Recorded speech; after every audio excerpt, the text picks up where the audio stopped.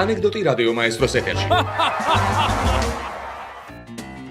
მანანა კობახიძეს ეკითხებიან, პრეზიდენტი რომ ნასვამი იყო, საიდან მიხვდიო?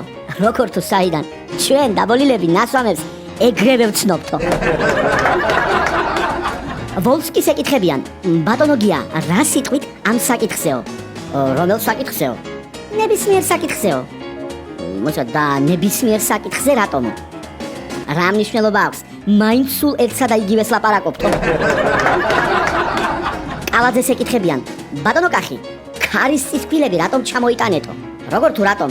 არჩევნებში ნაციონალებმა რომ ვერ გაიმარჯვონ, რა გავხნათ? ხომ უნდა ვებრძოლოთ რამესო?